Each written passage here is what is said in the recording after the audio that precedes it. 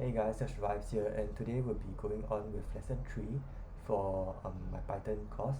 So today we'll be going through dictionaries, sorting, and we'll be doing most of it we'll be doing a small banking application to apply the concepts that we know so far. So first of all, dictionaries, they are basically pairs of values. So dictionaries, they are kind of like arrays, but instead of the index being integer, your index is it can be strings also. So for example, how do we store, if we have a banking example and we want to store this kind of data in our Python, how do we do it? One way is to use a dictionary. So in the dictionary there is pairs of value, right? It stores pairs of values which are called key and value.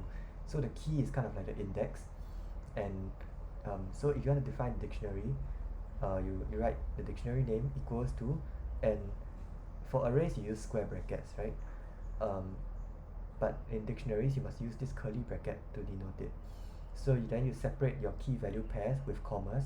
So you write key, right? In this case the first key is Alice, write colon, and then you write the value that you want to associate it with. So for example, if we go ahead and write bank equals to, we open the curly brackets and sandwich inside, the sandwich in between the key value pair. So this is the first key value pair. The second key value pair is going to be Bob and 50. Third key value pair, Charlie. Let's say his balance is minus 22. And then the last key value pair, that is Daniel, and his value is 5. Then this bank is now our dictionary. So if you go and print bank, press enter, we're going to see that the bank dictionary is kind of like an array of key value pairs. And let's say I want to access a particular element, a particular key value pair, right? I'll use square brackets, just like how we do so in lists, and we write in the key that we want to access. So let's say we want to access Alice, we're going to see that bank is the dictionary, right? And then inside the square brackets is the key that we want to access. This Alice is the key, so we look at this and we see that it is 100. That's why the output is 100. So that's the dictionary. And you see that if let's say I tried to access a key that wasn't valid, let's say A, then if I press Control Enter and run the code, they're going to say key error A, because the key A doesn't exist. Okay, so how do we add and remove items to a dictionary? For adding items, we can simply write the dictionary and then write a new key over here, and whatever value we want to associate it with. Yeah, and then if the key is already in use, then you just simply replace the existing value. So let's say we define bank of A over here equals to 1. Then we'll press Control Enter. We can see that now they no longer have a key error, because in line 7, right, before executing line 8, line 7 gets executed, and in line 7 we defined a new key value pair by having A as the key and 1 as the value. That's why when we try to access it, it no longer throws an error, because the key does exist. Okay, so let's say we write over here bank Alice equal to 1. Then we print bank of Alice. Then instead of seeing 100, right, we're going to see 1, because this line of code updates the value and the Alice key to be equals to 1. Just like similar to how arrays work. So I hope that's clear enough. So you can add items and you can edit items accordingly. Then if you want to delete a key value pair, we just write delete, right, and then we write the dictionary name followed by the key we want to delete. So let's say I want to delete Alice's account, then I run this, then you can see that key error Alice, because Alice does not exist anymore as a key. Yeah, so we can delete and add items just like that. So let's say we want to iterate through a dictionary, just like how we iterate through a list, right? So how do we do so? So there are actually two methods I present here. So one method is going by writing for key in bank, right? You're going to have access to all the keys. So for example, I write over here for key in bank, then I print key. So what is this going to give? This is going to give Alice, Bob, Charlie, Daniel. which is as you can see all the keys in my bank dictionary. So using this, right, each one of these are strings, so I can also access, I can bank the key to, because these are all the keys, right, they take turns being the different keys. So if I print this, I'm going to get all the values. So you see 100, 50, minus 22, 5. And if I want to put them side by side, I can say the key, or I can say something like key colon, right, and then I can say value.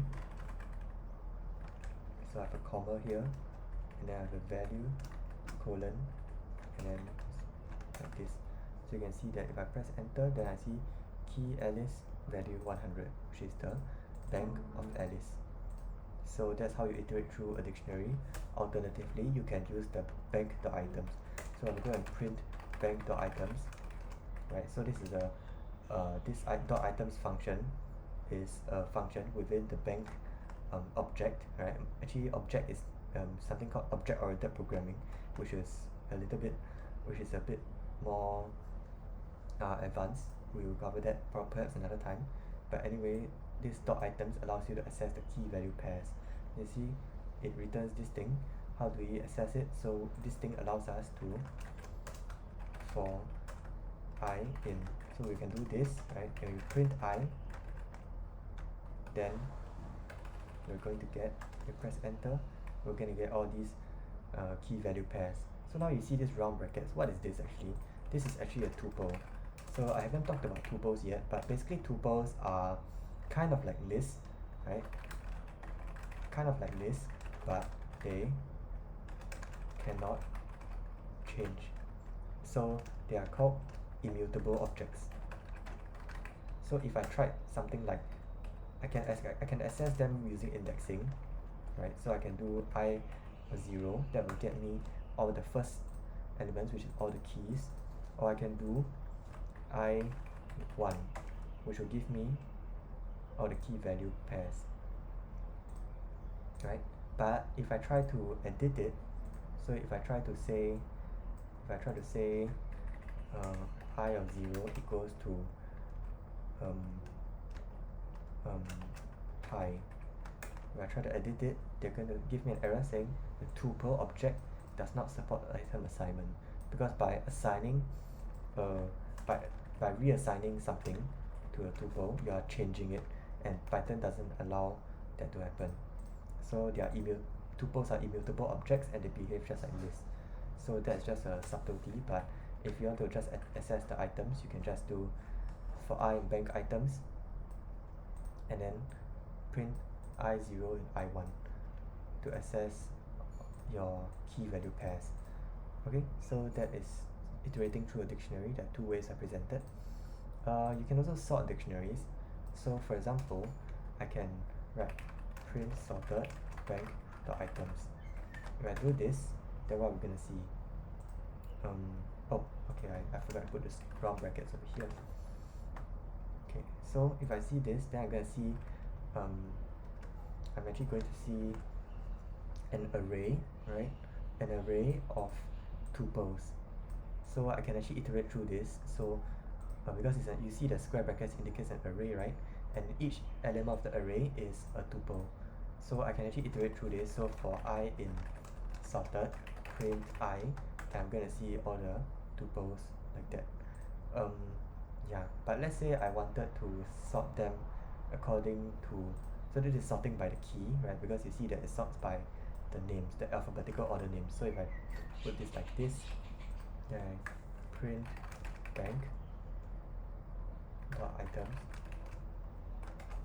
then you see that bank dot items is unsorted.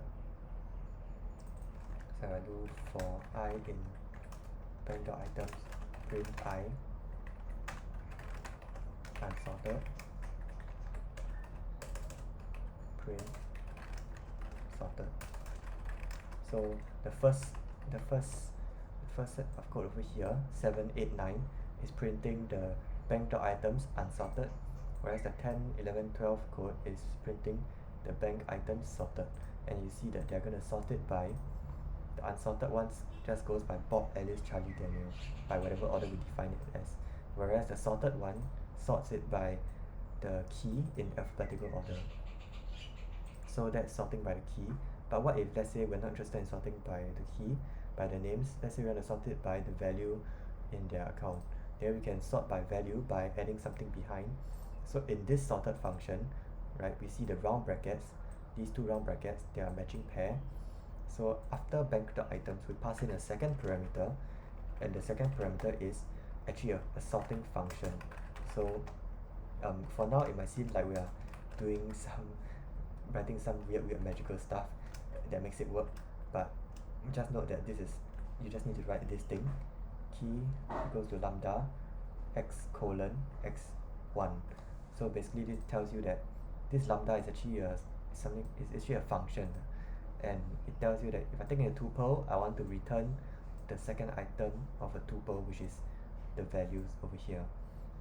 So I sort it like that. Then you're gonna see that okay, let me just clear the screen for now. I'm gonna press run again. You're gonna see the unsorted is going to be the original order, whereas sorted is going to be minus 22, 5, 50, 100, which is currently the ordered by the key value. If I want to do it, let's say in descending order, there are two ways. One, I could put in reverse equals to true, right? And then I'm gonna see that it's 100, 50, 5, and minus 22 instead. Another way is to just put a minus sign here, because then the negative numbers is going to be ordered in the opposite way, which works as well. Yeah, and yeah, so if I change, so this is how you sort by the value, right? This line of code is how you sort by value. If you want to sort by key, you could put this also, x0, but then that will be by default lah. So yeah, so that's sorting by value. So now with all this knowledge about Python, we can actually start writing in a virtual bank already. So you see, this is going to be pretty fun. Let's say the features we want is an interactive console, right? We want to be able to take in user input, type in the console over here, and interact with the bank. And so we want an interactive console. We want to be able to deposit and withdraw money from the certain bank accounts, and we want to be able to sort by the money and calculate the total value as well. So let's take a look at the virtual console part first. So I'll just do this. So let's say we want to start off the program by welcoming the person to our bank. So let's call it TCH Bank, because it's my bank, right? Then from here, I'm going to want an interactive console. So how do I do that? One way is to have a for loop with, because the interactive console, I want the person to be able to type line by line as many times as they want, right? Runs forever until they say stop. So if you want to run forever, you can put a very long for loop, right? And then you ask for user input here, right? But a better way, right, is to actually use something called a while loop. So instead of having for loop, you have just a while loop. So I didn't really go through the details of a while loop, but actually it's pretty much similar. So you put while, and then inside this you put a condition that you want to be satisfied while the loop is running. And then once the condition is not satisfied, then it will exit the for loop. It will exit the while loop. So if I want the while loop to run forever, I just put while true, and this while loop will run forever, unless we write the break keyword. Then it will break out of the loop and continue with whatever code is outside the loop. So this break command allows us to break out of the loop, out of the current loop. So when do I want the break to happen? I want the break to happen when the user tells us to. So let's just designate, right? You can see here I wrote print. I wrote some options, right? So I said print one deposit. So let's say if they want to deposit something, then they print, then they enter the command 1. And if they want to withdraw, then they will type in the number 2. If they want to sort, right, by money, then they type in value 3, the number 3. If they want to calculate the total value, then they type in the number 4. And if they want to quit the program, then they type in the number 5. So then we need to process our user input. So okay, this user input, so we'll print the instructions first, then we will take in the user input. Then if the user command, if the user's input equals to the string 5, right? Remember this is this is a string 5 we're not looking for, because we didn't put integer over here. If we put integer, then we can remove the quotation, but because we are currently taking it as strings, so even though we are inputting numbers, they are actually represented as strings in Python. So if the user input is 5, right, then we want it to quit the program. So we can use break, and then it breaks out the loop and it says thank you for banking with TCH Bank. So let's just go ahead and run this code. Clear the console, run this code, and what do we see? We see it goes through this first line, print welcome to TCH Bank. Then it enters the while true loop. So let's say I type 6, right? 6, nothing happens. It's just going to keep on. If I type anything except for 5, it's just going to keep on asking me. Oh, I did accidentally type a 5 over here. Yeah, so if I press anything else, it's just going to keep on repeating this kind of stuff. But if I press 5, then it's going to exit out of the loop because of the break over here. And then at the end, it's going to say thank you for banking with TCH Bank. Okay, so with that, we have the interactive console in place ready. So what can we do next? Let's have an option to allow people to deposit money. So this is an if else statement. And we need to if the user input is 5, then we break out the loop. If the user input is 1, then we are going to want to deposit money. So we write we want to deposit money to a certain account. We need to first ask whose account we want to deposit into. So like who equals input account, and I misspelled input over here. Then the amount of value that I want them to input is going to be this. Okay, so then from here, let's just try and write this line of code. You're going to see that it fails in a moment. So if I'm depositing into the person's bank, then I write bank who, right, because that's accessing their value, equals to bank who plus the value that I want to add. But let's see what happens when I run this. So let's say I want to, okay, first of all, my bank isn't defined. Bank equals to and let's leave it empty for now. So this is an empty bank with no one's account. So let's say I want to deposit, right? Let's say I have an account I want to deposit into Alice, and then they'll ask me for the amount because I pressed 1, right? Then it enters this if else statement. Then they ask me for my input. They ask me for my value. So that's where we are now. So we put 100. We're going to see key error Alice. This is because we have not. You cannot modify a value without creating it first. So how do you check whether a key exists inside a dictionary? So we can use the if another conditional within this elif block, right? Within the triple indentations, sorry, the double indentations. So we write if the name is in the bank already, then we can do this. Otherwise, we need to create the key value pair, right? And we create it by using the dictionary name, square brackets, the key equals to value.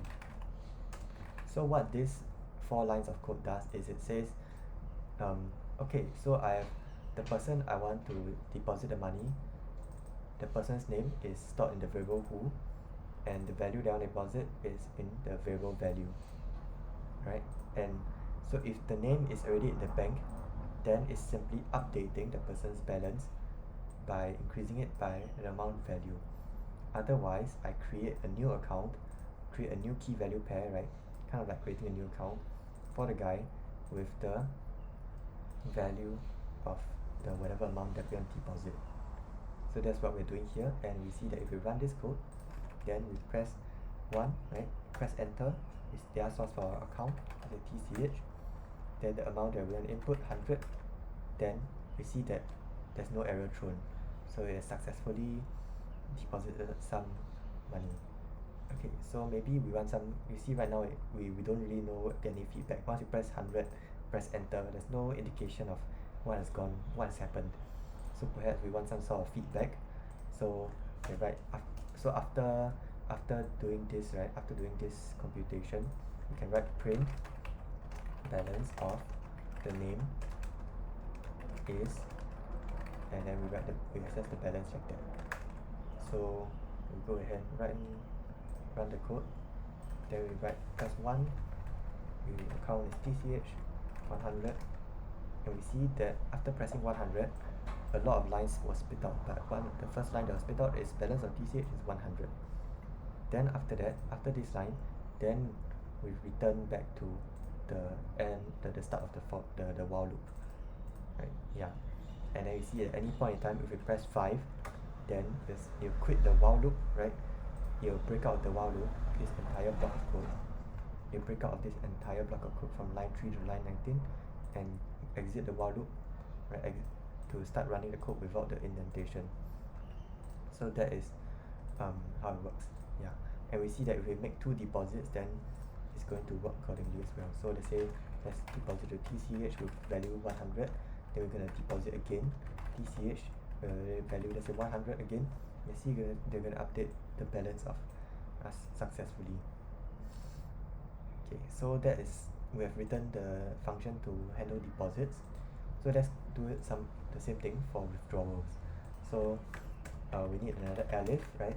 So you see that this elif is in the same indentation as this, right? So this elif is overall in this while true loop. So it just has a single space over here, which is and this important because if not we're gonna get some errors. So if the user input is 2, right, then we know that they want to withdraw some money. So so print current balance of, so perhaps we want to tell the user, right, what is the current balance of the person we are interested in first. So okay, before that we need to get a person's, we need to get an account that the person wants to withdraw from. So who equals input account, right? And we can't just access the bank of who is going to have an error if who isn't a valid key. So we need to check if who is a valid key by writing if who in bank, then we print the current balance, right? Yeah, then otherwise print account not found. So you see the code over here is actually slightly different. I say if who not in bank, I say if who not in bank, then I put this code over here. But I mean, if else, it's either this that runs or that runs. So if you flip the condition, right, then you just need to flip these two. So yeah, so that's just an example of how to use the not keyword as I used over here. Maybe I should update the slide. Yeah, so so if who in bank, then you print the current balance. Otherwise, we print account not found. So then from here, so from here, okay, so then we write value.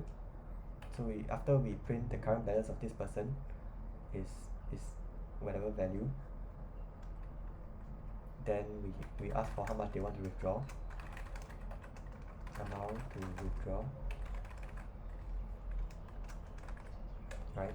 And then we write bank who equal to bank who minus value. Then at the end of it, we say print new balance of who is whatever his balance is. Now let's perhaps this will work fine. So if you see, you run the code here, you're gonna see, let's say if we let's say try to withdraw, right, from an account TCH, it's gonna say account not found because it hasn't been created yet. Then if we run the if you deposit some money first into the bank TCH, so 100, you can see a balance of this is 100 now. Then now we can withdraw. So we press 2, press TCH, and I said withdraw $50. Then we can see the new balance is 50. But there's a small inconsistency here, is that we can kind of withdraw more than the person actually has. So let's say we're going to withdraw from TCH $100. Python is going to allow us to do that because we have in the code we have no check for whether the bank balance is going to become negative or not. We just allowed it. So that's not perhaps I didn't include in the slide, but perhaps we want to do some sort of checking. So we say if the value that we want to withdraw is greater than the current balance that we have in the guy's account, then we print bank account doesn't have enough funds, enough money, right? Or perhaps you can say account doesn't have enough money, right? And then we're going to, and then otherwise then we withdraw. So perhaps this one we can give some feedback.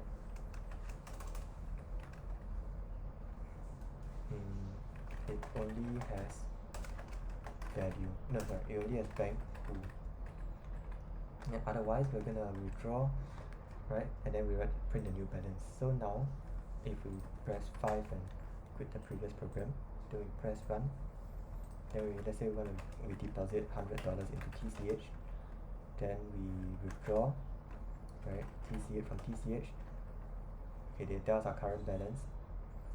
Let's say we want to withdraw 200, then it's going to say account doesn't have money, it only has 100. Whereas if we do withdraw from account TCH, let's say $40, then it's going to successfully go through. New balance is now 60. So that you see that this is a nested if else. So we actually have a if else statement, right? And then within the if else statement we have another if else statement, right? And then within this if else statement we have another if else statement. And you can see that it really controls what depending on these conditionals, it really controls the flow of the program, and outputs the correct thing that we want. So let's go and quit this program, and we have successfully written a function to withdraw money. I will update the slides accordingly later. Okay, so now let's say we want to sort by money. So before that, I want to mention something you can do with for loops, right? Is that you can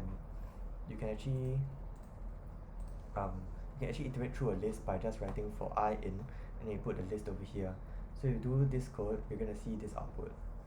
So for loops can iterate through lists just like that. And why is that useful? Is because we can actually use it.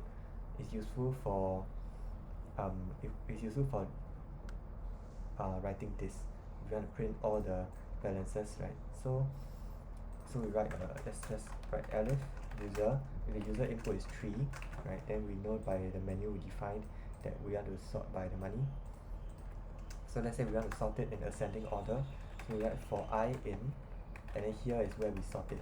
So for I in bank.items is going to give us the key value pairs, right? So we are going to sort the key value pairs according to the values, according to the account balances. So we write lambda x1 like that, and we print I. So sorted is going to give us a list of tuples, and then we can iterate through it.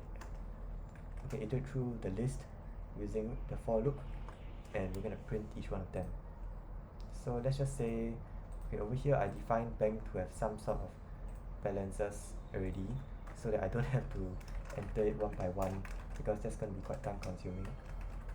So let's just bring back Bob, Alice, Bob, Charlie and Daniel, so we can test our program more easily.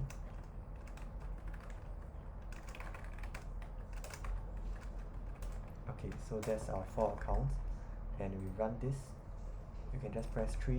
We see that it has printed the values in ascending order. if you want to do it in descending order, then one way is to just use the reverse keyword. So you can write reverse equals to true, or alternatively you can just write, so you print sort by money, you see that it now prints it in descending value, so you can see who is the richest at the top and then who is the poorest at the bottom. Or alternatively, you can put minus sign here and remove the reverse equals to true. So that's quite simple.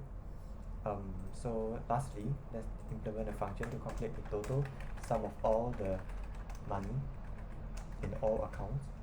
So if user input is 4, then they want to calculate total value. Okay, so so how do you do that? So we can keep track, we can have a variable card keeping track of the total amount, and we just need to iterate through all the accounts. So we can do so via bank.items, and we can do total equals to total plus the value in a particular bank account. So yeah, that's pretty much it. So total value is going to be total, and with that we are pretty much done. So let's go ahead and run this code. So we press 4, we see that the total value is 133, which is the sum of 100 plus 50 plus minus 22 plus 5. So with that, we've actually reached the end of this tutorial. It's a bit faster today, which is, I hope, a good thing. And you can see that actually with this, right, you can kind of create your own multiplayer games already. So I've gone ahead and pasted the link. I'll paste in the chat also. And it's the code. It's a paste bin, right? We can paste your code on pastebin.com. It's a paste bin of the code that I've implemented so far. So yeah, so you can actually, you see that with this, right, you can kind of create your own adventure games already. So you can have for example, print welcome to game. Then you can age, then you can input the user's age, so input age, and then you can say like if age is greater than 15, or let's say it's M18 game, so if age is greater than equal to 18, then print welcome, right? Otherwise print your underage, right? And then from here you can type in whatever game logic that you want. So this was actually the olden kind of computer games that people play before graphics got good. Yeah, it's all text-based, and there are still a couple of text-based games. You just search text-based games, and yeah, 5 text-based adventure games you play in your browser. So you can actually code your own, and I invite you to code your own game and become imaginative with it. Or you can alternatively you can calculate a BMI calculator. So something like that, right? Maybe something like that, where you can input your weight and stuff like that. Is very easily programmed with the knowledge you have so far. With just 3 lessons, you can already do a lot of things. And in fact, I had one of my projects was essentially a glorified version of this, with the addition of saving in files. So in the next lesson, I'll teach you how to save information in files, so that every time you click stop the program and run the program, you won't be completely reset to the beginning of the game, right? And instead you can kind of resume the game progress wherever you left off by saving in a file. So it's kind of a save file. You save the state of the game. So it's up to you how you want to implement it as well. And yeah, so that's the end of the video and today's tutorial. I hope you've enjoyed. Yeah, see you next time. Bye.